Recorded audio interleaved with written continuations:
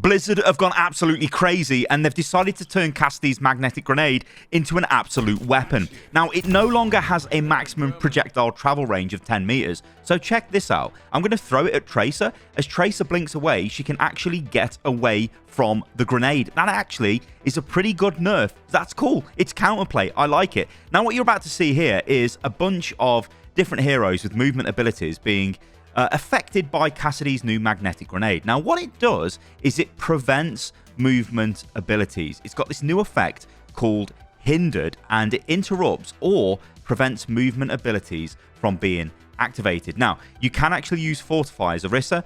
Also, the Javelin Spin, you can obviously delete the projectile if you Javelin Spin into it, but if you get hit from behind while you're spinning, it will stop you moving forward, or, well, it heavily reduces your movement speed as well. So what this does is the impact damage has gone from 0 to 10. The explosion damage has been massively nerfed. It is now a 17. It used to be 120.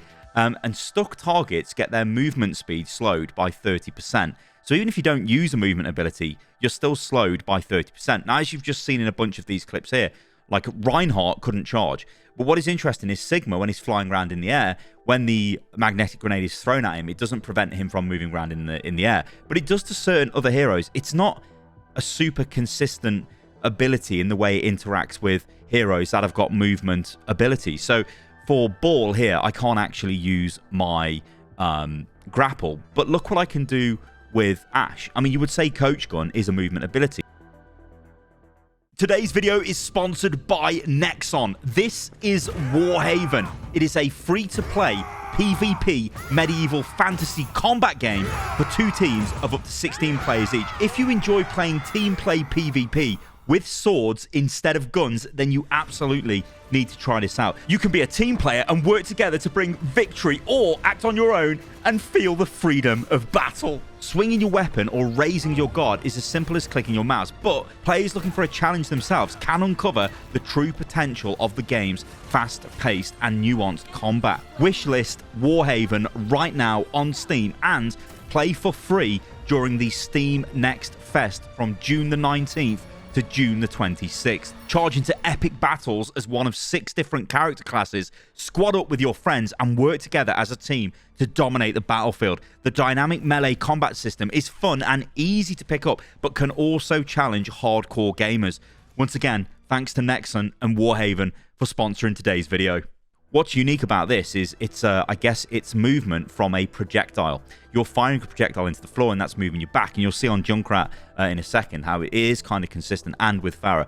But yeah, Echo, if you get hit in the air with Echo, it will pull you out of the sky. It cancels your movement ability. It also prevents you from straight up using your movement ability when it's attached to you. So if you get hit with this, you're not going to be able to move as Echo. And that is... Yeah, that is really powerful. Same for Genji as well. Genji is just going to not be able to use dash, which again is going to be quite bad. And what they're doing is, and obviously Hanzo can't wall climb, they're doing this to make the Cassidy throw his grenade and then have to follow up with a couple of shots on the target. And the target is much slower when the grenade is attached to them and can't obviously use movement abilities. But as you see here, look, concussive mine, I can still use that to move. I think it's because it's an object and it's pushing me back. Now with Pharah, the jump jets just get completely disabled. If you're hit in the air, it pulls you out of the sky as well. But what is also interesting with Pharah is if you use concussive blast, you can move, because it's again one of these objects that's causing a movement effect to you, I presume. It's very it's kind of consistent and kind of not. Now Reaper, this is where things get really strange. So with Reaper, you can't use teleport and you can't use wraith form if the grenade is on you. But if you use it before the grenade hits you, you can. So if you line up your teleport and get ready to actually use it, and then the grenade is thrown at you, you can still teleport. But if the grenade is thrown at you and then you try to teleport, you can't. But if you've got teleport ready to go, like I have here, and the grenade's thrown at you, you can still teleport. See what I mean? It's a bit janky. I mean, I waited there to see if it would actually blow up and cause damage to me, which again, it should have done, and it did. But again, in this example here, he's going to throw the grenade at me and I'll teleport and I take no damage because the teleport is the grenade is like disappeared in teleport. But what is key to remember here with Reaper is you can only use your movement ability, your teleport even, if you've got it activated and ready to go, because if you don't, then you can't use it. It will just take you, it will just simply not let you use the ability. Bit of a weird interaction there, I think. Also for Reaper, there is an issue with his Wraith form. This is a nerf to Wraith form, so it can no longer be activated while affected by mobility locking effects, which include Cassidy's grenade. Okay, poor Sojin. This one is brutal. Sojin cannot escape the magnetic grenade. Her dash, her slide and jump isn't enough to get away from the grenade. So when the grenade's thrown at you, it doesn't matter where it is, it's going to hit you with Sojin. Whereas Tracer can blink away. Sojin, you're just going to get hit with the grenade. You cannot physically slide away. It's kind of funny when you see the thing chasing you through the sky and it blows up and destroys you. But yeah, this is sort of how it's always been with grenade and, magnetic grenade and and Sojin. But yeah, it's a bad time for Sojin. It's funny, but it's a bad time for Sojin. Soldier's legs obviously get disabled by it, which is great. Now, there is some interesting interactions here with Sombra. So when Sombra is invisible, it will not lock onto Sombra, which makes sense because, well, she should be invisible. If it blows up on you, it obviously will take off the invisibility effect, but it has to hit the ground and basically blow up, or basically just hit you in the face, right? It will not lock onto you, which I think is fine. Also with Sombra is you can't use Translocator if you get hit with a grenade. Again, this makes sense because it does stop you using movement abilities, and Translocate is a movement ability. Now, this is, again, a weird, janky thing. I'm not even sure what's going on here. So, teleport, through the teleporter of Symmetra, sometimes the grenade follows through the teleport, sometimes it disappears, sometimes it explodes. I'm not entirely sure what's going on here. This seems weird. See, it's attached to me there, and I actually took it with me that time. And other times, when it's attached to me, it doesn't kind of follow me, and other times it doesn't quite attach, and then it follows me through the teleporter. Weird. Yeah, Torb's movement ability is... it's not taken away from him, but the movement speed is reduced when he pops it. Again, remember, it reduces movement speed by 30%, which is quite big. I've stuck targets. Now, obviously, with Tracer, you can't use any of your movement abilities. You can't rewind, you can't blink when the grenade is attached to you, but you can blink away from it when you see it thrown at you, as I showed earlier on in the video. Now, Widow, you can't use your grapple. Again, this makes sense. It is a movement ability. You simply cannot use it if you get hit with Cassidy's grenade. Now, obviously, if you're a Widow getting hit with Cassidy's grenade, you've probably got other issues anyway. Why is Cassidy so close to you? I don't know. Yeah, now, this one is weird. So, this is Batiste. You can still do your super jump. Surely this is a movement ability. Apparently, it isn't. It isn't considered one, but you can just keep using it. See, this is the issue with Overwatch I get sometimes. It's just odd. This, though, is Shield Bash. You cannot Shield Bash with Brig if the grenade hits you. You can Shield Bash if the grenade is on your shield, yeah? Because if it's on the shield, it won't remove your ability to use movement abilities. But if it's on your person, it will. Lifeweaver, you can't use your dash when you get hit with it. Again, that makes sense. You can get on your pad. I think this makes sense as well, because the pad is an object you get on, right? So, yeah. Okay, Kiriko, your teleport, it does not work. Again, this is what you would expect because, well, it's a movement ability. Poor Lucio gets ripped off the wall if he's hit with this grenade and he just dropped to the floor. And this feels horrible as a Lucio player. If you're going across the wall and you just get pulled down, it's like, oh. Also, as well, it does reduce your speed boost speed by 30%, which, again, is not great. It really slows you down. Honestly, the more I see this, I think this is way better than his old grenade. Provided you can aim and follow up. Okay, so, yeah, Guardian Angel. You can't Guardian Angel if you've got the grenade on you. Obviously, you die to Deadeye. Everybody does. And, yeah, Moira. So, Moira is another one of these changes similar to Reaper, where Moira can no longer escape anything that will stop her movement with Fade. So, again, you're hit with the grenade. You can't use Fade to get rid of it. You just eat the grenade. Now, let's talk about Mei, because Mei has had a pretty big change to her, and I think this is a really cool change. So, she slows you down, right? Which is... it's a pretty big slow. So primary fire impacts now build up to a slowing effect that sticks up to the enemy. That sticks to the enemy for 1.5 seconds and slows them for 75%. After the 1.5 seconds, though, you can move. What you can see me doing here on the screen is using the new way the primary fire interacts with secondary fire, because after you hit the target with primary fire and cause the slow effect, you can then hit them with the alternate fire and it detonates for 40 damage. So there's extra damage there. That's really cool. And it also is crucial to understand that the damage has gone down from 100 to 55 for the primary fire on the endothermic blaster. I think this is a really, as I said, a cool change for Mei. It adds skill, and I don't think it's going to make her too broken.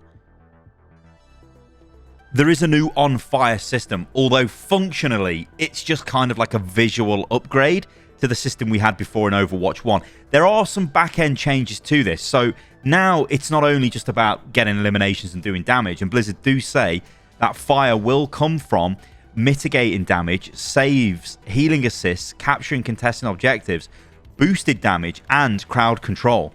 So that's pretty cool. But let me show you how this works.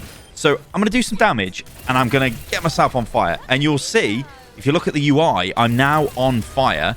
Now I'm even more on fire, right? Can you see my player icon? It's like absolutely blazing. That's what Blizzard call it. You now become, well, you're blazing. So you go from the on fire state to blazing. And you'll notice as well in the kill feed, there is now a visual effect on my name as I'm killing these bots, which is cool. There's also a visual effect here in the scoreboard where you can see that the particle effect is there, and then there's a little icon saying I'm on fire. Now, this will go if I die, and the interesting thing is, or if I just don't do any damage, you can see how it's starting to drop down. You see my little fire icon has got smaller. So if I just do damage again, you'll notice it gets bigger. So I'm blazing again now. But if somebody kills me while I'm blazing or I'm on fire, they take my on fire off me, which is kind of a cool new little thing with this on fire system. But yeah, functionally, it's just sort of the on fire system we had in Overwatch 1. Although you will notice there is no bar or anything in the bottom left-hand corner, which denotes actually charging the on fire up. I don't think anyone looked at that anyway, so I don't think people will miss it. People just basically look at the portrait, don't they? And obviously the voice lines as well, which have always been in Overwatch 2. So yeah, decent. Junker Queen sees the ultimate cost increased by 15%, and Commanding Shout has had the health reduced from 200 to 150, and the developer comments are, the last round of Junker Queen changes increased both her sustained damage and self-healing, hence she ends up staying alive and in the fight longer, which was the intent, but naturally her ultimate charges much more quickly on average as a result. The passive adrenaline rush, healing becoming more potent, has been interesting for gameplay as it's tied to landing her abilities. To bring her survivability more in line, we're shifting some of the power out of the Commanding Shout temporary health gained for Junker Queen herself. Again, I think this is a fine change. Roadhog is quite an interesting one. So they're making him more tanky. Now, the way they're doing this is when you take a breather, for 2.5 seconds after, you'll notice there's a little healing effect on the screen there. You get 50% additional healing. It's like you can Anna-nade yourself. Watch the screen. So that's the normal effect. And then you get these different healing icons that are sort of, I guess, just got the hollow in the middle of them. That means you've got this additional bonus healing now. Like I said, it's like a mini Anna-nade effect you add to yourself. Kind of cool, that is. Hanzo, yeah, so he's part of the NERFs to one-shot ability. He cannot kill 250 health heroes now with a headshot. So Mei's got 250 health. Notice she doesn't die from a headshot. The damage has been reduced. So the maximum damage is reduced from 125 to 120 for the Storm Bow, which obviously means when you headshot, you're not doing 250 damage and killing the target. You're now doing, well, less damage. You're doing 240, so the target stays alive with 10 health. Now, there is another change. And if there's any fans of Valorant out there in the chat, look at this. It's like a mini Sova arrow effect. So enemy Hanzos, when they fire Sonic Arrow, you will now see it for a brief second. So you get an idea it's there. It's not as ridiculous as Sova's in Valorant, where you can just see it mega clearly when it's pulsing. You can see that, like, it almost just fades away. But at least you can see the arrow now when it gets fired, and you get that brief effect of, oh, there's a Sonic Arrow there. Now, I think this might need to be a little bit more obvious, because you see it's really quick, but at least it's something. Nice change. Okay, let's talk about Lifeweaver. So Lifeweaver is the... we're calling this an ability rework, and I'm just going to quickly go over this. So he now charges his heal up to 75, as you can see in the middle of the screen. This used to be 65, it's now 75. The petal ornaments on his back have had their size and hit volume reduced by 10%. This is because he had a massive hitbox, so this helps quite a bit. Thorn Volley, the damage per projectile has increased from 5 to 6. Projectile radius is also increased from 0.1 to 0.125. And the ammo has been increased from 60 to 70. So you do more damage, you've got more ammo, and your projectiles are bigger. the grip. Now, this is something we need to talk about because this is the weird one. So the cooldown has been reduced from 20 to 16 seconds, which is massive. And it now heals the target for 50 health. So you kind of get a little bit confused with this ability now. Instead, you're not really looking to save someone from death.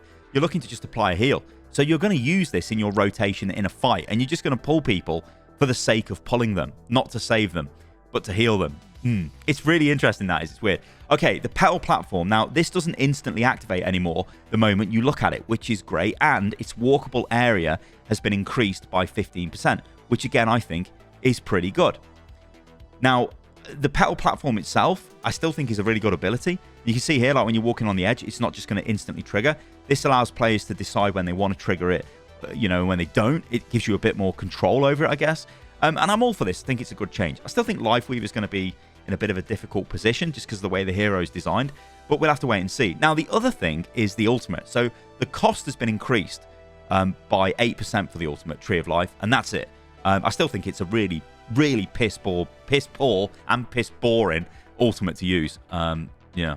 Okay, let's talk about Tracer, because Tracer gets a absolute giga buff here. I mean, I know she's got a mythic skin, but this is crazy. So the spread has been increased on a pulse pistols by 15%. The dev comments say, we uncovered a bug that was setting Tracer's maximum weapon spread smaller than intended. We'll be monitoring the results of this one closely, as fixing it may have a significant impact on her overall effectiveness. This is good. I mean, look how much damage I'm doing to the bots. I know they're bots. I know they've got big hit boxes and big crit boxes as well. But this is going to make Tracer really good. Really, really, really good. Probably going to see a lot of Cassidy to try and deal with Tracer. Okay, let's move on to Widow, the final change. And Widow, yeah, okay, what I'm going to do here is show you sort of split screen. So on the right, you're going to see live game, and on the left, you're going to see the actual test server. So the scope shot damage fall off min max range is reduced from 70 to 100. It is reduced from 70 to 100 to 40 to 60 meters, which is massive. And the scope shot maximum damage fall off scalar is increased from 30 to 50%. What this functionally means for us is you cannot no longer one-shot people across the map. That's a massive change, and it's a really good change.